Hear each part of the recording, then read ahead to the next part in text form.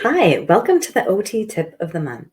This month, we wanted to spell what does sensory mean? We've used that term before, our teams use it, and we just want to make sure that we're all on the same page with what does sensory mean. First of all, we should either be saying sensory processing or sensory integration. And let me break down those two terms. So, sensory integration is the organization of sensation for use. Our body takes in information from our senses, sends that information up to the brain. It's quickly processed, and we see a behavior or a response. So, for example, if I touch a hot stove, my touch receptors send that information up. My brain says, alert, danger, pull your hand away. It happens very quickly, right? That's an unconscious process. The brain is always in protective mode and is going to send a signal or a command to the body to react in a certain way. So, from a standpoint of what is sensory processing, it's sensory integration plus taking in the context of the environment and what's happening around you to make sense of what you're seeing, feeling, hearing, touching. So, our students that are having difficulty, we would describe as having sensory processing disorder. So, there's either some disruption, something's inefficient. It's kind of like this traffic jam where things are not working as well as they should be. And as a result, we see some atypical behaviors.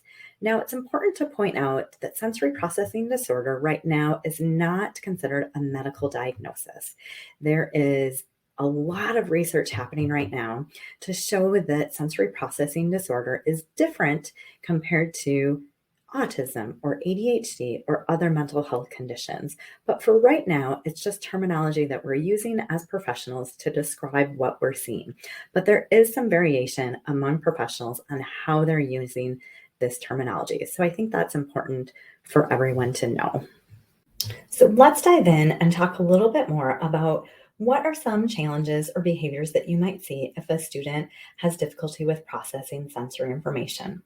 And with all of our senses, we can either over respond, under respond, or have difficulty with discriminating or differentiating the sensations that they're feeling. So with over responsivity, a child is body is protecting itself, it's over responding, it's feeling it too much. And what happens is our body goes into that fight, flight, freeze mode. Again, with typical sensations like the flushing of a toilet or someone bumping into the student or the tags on their clothes or the seams on their socks. If their hands or face are messy, this can look like hiding under a table, running away, getting aggressive. These are students that we most commonly think of as kind of behavior children or children that have difficulty with regulation because they often have really big challenges with function. Now, on the flip side, we can be under responsive to any of our sensations.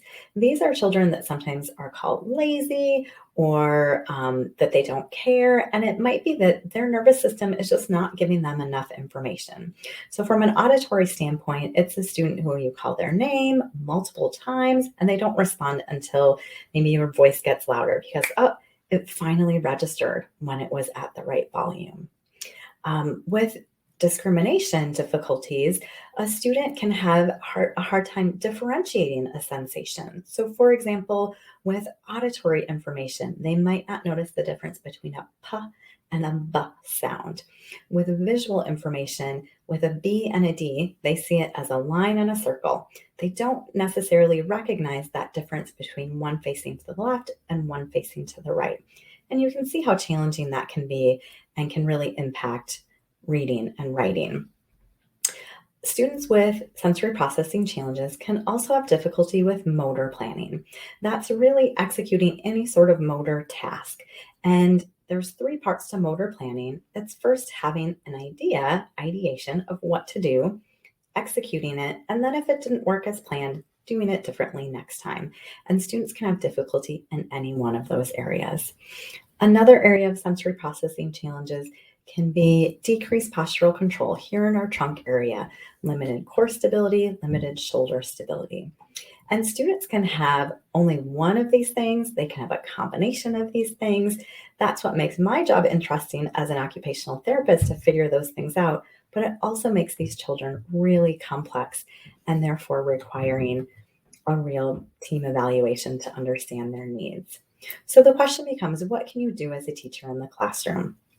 The first thing that you can continue to do, because I know a lot of teachers do this well, is to be consistent with routines and schedules, especially for our students who are over responding to sensory information. They feel kind of out of control in their body. And so the more that we can be predictable, the more safety they're going to feel, the more that they can kind of know what's coming next. And that can help decrease kind of that anxiety or nervousness or that uncertainty that they're already feeling in their body. We've talked about movement and brain breaks before, and this continues to be a great strategy no matter what's going on with the student. But especially with those kids that are over responding, it's going to take them out of that fight, flight, freeze and help calm down their nervous system. It's going to expose kids with motor planning difficulties and poor postural control to sensations to kind of activate their systems and to help process sensation a little bit more typically. And then the last thing to highlight is to be thoughtful about a sensory rich environment or learning. I think elementary classroom teachers do a great job of this. Think multisensory learning, doing, using manipulatives, using music, using our bodies when we're learning. The more that we can engage with sensation, the more that our systems can start to process it a little bit more typically, learn how to respond to it, especially in different contexts and different situations. So I hope you find this information to shed some light on what does it mean when someone says sensory. You have a little bit more knowledge base now, hopefully, than when you started, and I hope you find the strategies helpful. Thank you.